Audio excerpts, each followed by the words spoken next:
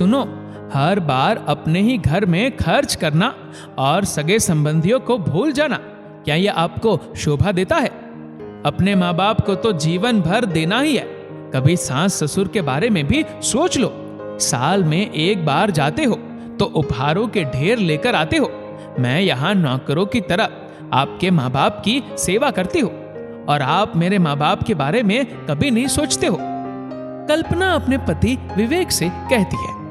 विवेक बोला, हम जब भी वहां जाते हैं खाली हाथ तो जाते नहीं, और ऐसा क्या मैं मम्मी पापा के लिए करता हूँ जो तुम अपने माता पिता के लिए नहीं करती हो? उन्हें क्या पसंद है नहीं पसंद है ये तुम जानती हो, तो जो देना हो दो। मैंने कब मना किया है? कल्पना बोली, बस बहुत कर ली आपके माँ बाप की सेवा। अरे मेरे माँ बाप ने खिला पिला कर मुझे इस काबिल बनाया और मैं किसी और के माँ बाप की सेवा कर रही हूं। विवेक बोला, ये तुम नहीं, दुनिया की हर औरत करती है। तुम आखिर चाहती क्या हो ये मुझे साफ साफ बताओ।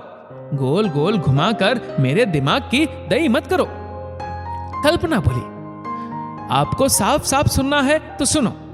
आपकी माँ बोल रही थी इस बार त्योहार पर आपकी बहन को बुलाएंगी। ये सब मुझसे नहीं होगा। अरे क्यों हर त्योहारों में वो उठकर चली आती है। इस बार मैं अपने मम्मी पापा को यहाँ बुलाऊंगी। समझा देना अपने माता पिता को। बैठे बैठे जो गरम गरम रोटी मिल रही है कहीं वो भी बंद ना हो जाए। इतना कहकर कल्पना वहां से चली गई। सर को खुजाते हुए विवेक कमरे से बाहर निकला और जाकर टीवी के सामने बैठ गया। तभी उसकी माँ कौशल्या जी आई और बोली, अरे बेटा जरा टीवी पर वैष्णो देवी वाला सीरियल लगा। अचानक से उसके पिता विशंभर जी आए और बोले, बस भी करो भाग्यवान, एक ही सीरियल को कितनी बार देखोगी? नहीं बेटा, तुम मैच लगाओ, हम दोनों मिलकर मैच देखेंगे। दोनों आपस में बातें कर रहे थे और टीवी की आवाज मानो विवेक के मस्तिष्क पर हथौड़े जैसा काम कर रही थी। अचानक विवेक जोर से चिल्लाया, बस कीजिए आप लोग, सबको अपनी अपनी पड़ी है, कोई मेरे बारे में नहीं सोचता। माँ, जब आप लोगों के कमरे में मैंने एक छोटा सा टीवी लगा दिया है तो क्या एक पल के लिए मैं चैन से टीवी भी नहीं देख सकता?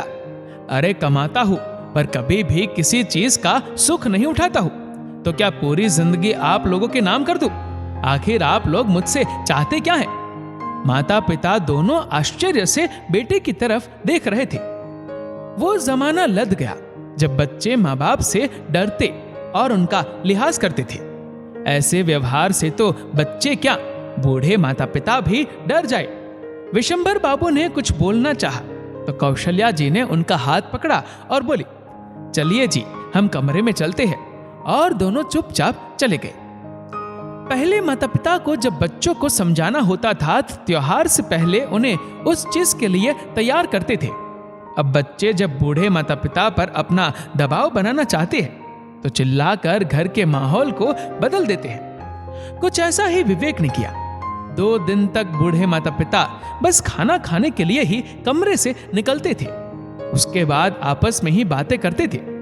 2 दिन बाद विवेक अपनी पत्नी के साथ त्योहार की शॉपिंग के लिए निकल रहा था तो माँ के पास जाकर बोला, माँ, आपके पास त्योहार में पहनने के लिए कपड़े हैं या मुझे लाने पड़ेंगे? अभी बता दीजिए। कौशल्या जी ने सोचा बेटे का मूड अब ठीक हो गया है तो वो बोली, बेटा विवेक, तुम्हारी बहन ने कुछ बताया कि वो कब आ रही है? साल में एक ही बार तो उससे मिलना होता है। विवेक कुछ कहता उससे पहले ही कल्पना बोली, नहीं मम्मी जी, इस त्योहार पर वो नहीं बल्कि मेरे मम्मी पापा यहाँ आएंगे। आपको अगर आपकी बेटी से मिलने की इतनी इच्छा है तो आप उनके घर क्यों नहीं चली जाती? मेरा घर कोई धर्मशाला नहीं, और बार बार अगर बेटी से मिलने की इच्छा होती है तो मैं आपको एक जगह बताती हूँ, वहां चली जाइए।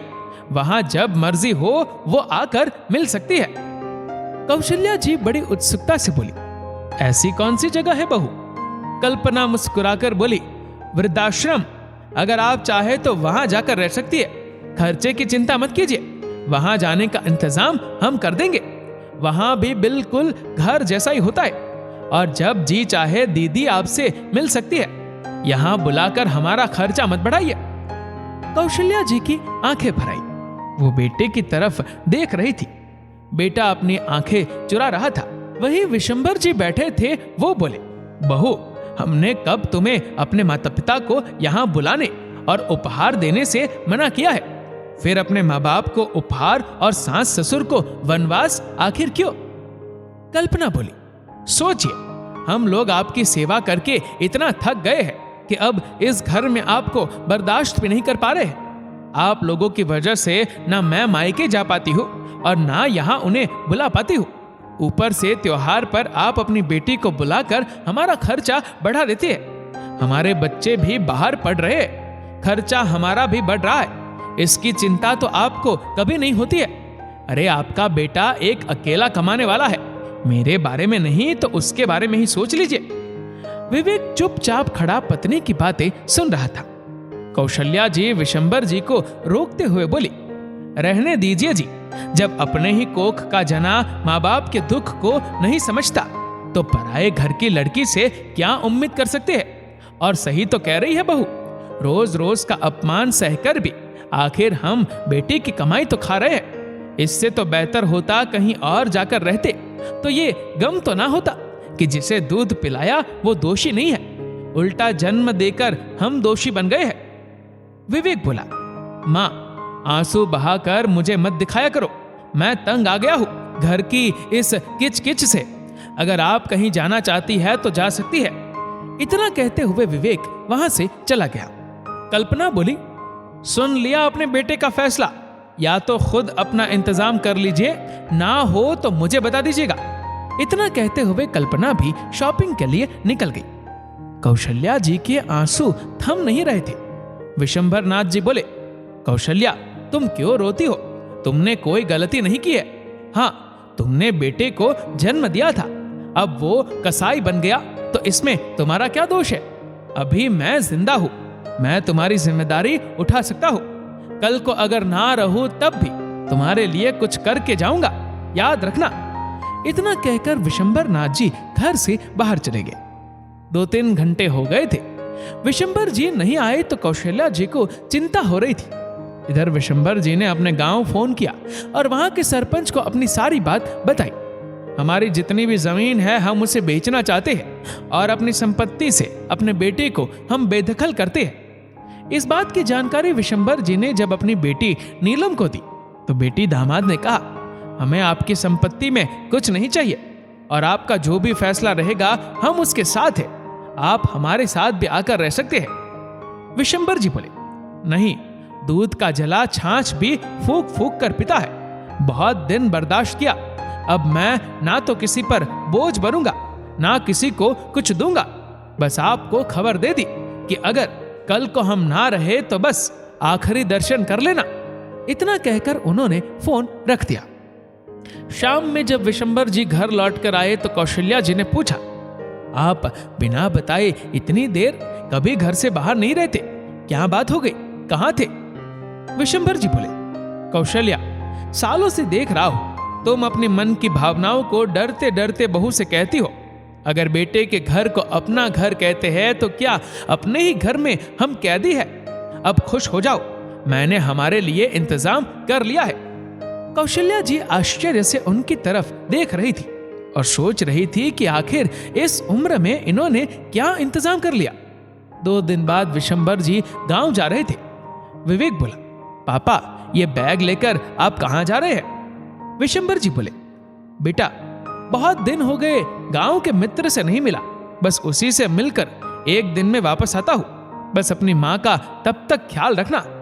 इतना कहकर विशंबर जी चले गए। कौशल्या जी यहां चिंतित थी कि इस उम्र में आखिर वो क्या कर लेंगे। विशंबर जी ने वहां सरपंच के साथ मिलकर सारी कार्रवाई पूरी की। अपनी जमीन को बेचकर सारे पैसे लेकर वो दामाद के पास गए। वहां से एक संस्था के पास गए जहां अपनी सारी जमा पूंजी जमा करके अपनी और पत्नी की रहने की व्यवस्था की। अब जब तक वो दोनों जीवित रहेंगे उनके इलाज और खाने पीने का खर्चा वो संस्था उठाएगी। सारा इंतजाम करके विशंबर जी वापस लौटे। 1 हफ्ते बाद विशंबर नाथ जी जब लौटे तो उनके चेहरे पर एक आत्मविश्वास था।